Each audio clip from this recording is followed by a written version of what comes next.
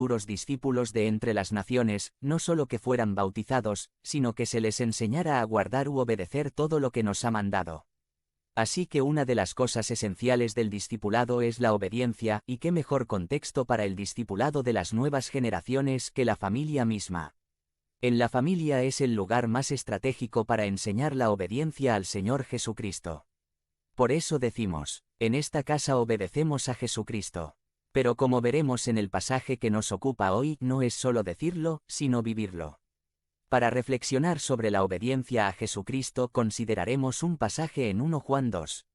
En este pasaje encontraremos 3 verdades acerca de la obediencia que la hacen tan importante para la vida del creyente y para la vida de la familia cristiana.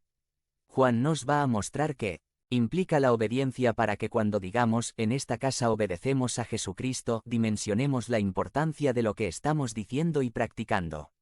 La primera epístola de Juan emplea un buen espacio a definir y delimitar al verdadero creyente en Jesucristo.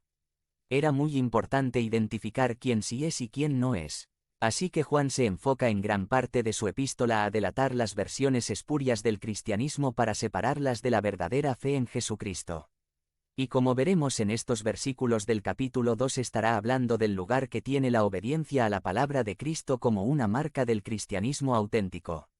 Pero antes de empezar a hablar de una manera tajante y directa de la obediencia, nos recuerda la base de todo, nos recuerda el Evangelio.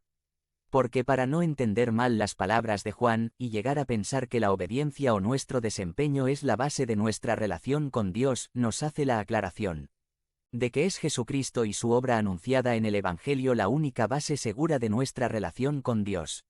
La obediencia tiene un lugar importante, pero no es la base, Jesucristo es.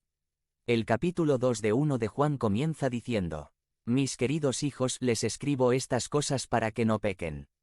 Pero, si alguno peca, tenemos ante el Padre a un intercesor, a Jesucristo, el justo. Él es el sacrificio por el perdón de nuestros pecados, y no solo por los nuestros, sino por los de todo el mundo.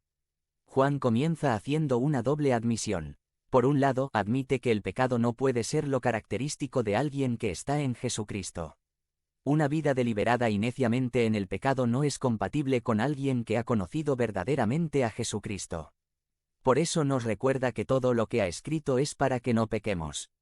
El creyente debe alejarse del pecado, no ir hacia el pecado. Y Juan nos va a definir pecado como la transgresión de la ley en 1 Juan 3.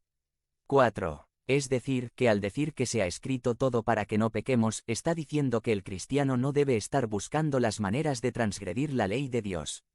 Estar buscando la manera de desobedecer los mandamientos de Dios. Estar procurando alejarse de una vida de obediencia a los mandamientos del Señor. Esto es lo que debe ser característico del verdadero creyente. No obstante, Juan hace una segunda admisión. Reconoce que, entre la primera y la segunda venida de Cristo, existe la posibilidad que aún los verdaderos creyentes resbalen y pequen.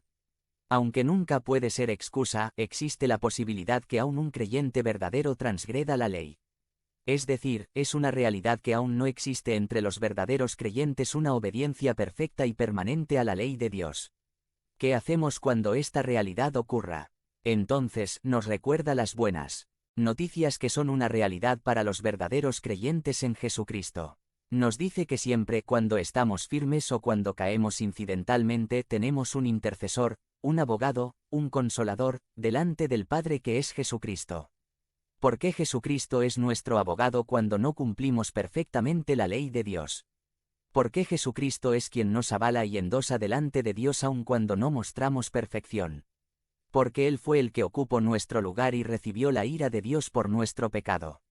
Él ha apaciguado la ira de Dios por el pecado de aquellos que son del Señor en el pasado, en el presente y en el futuro.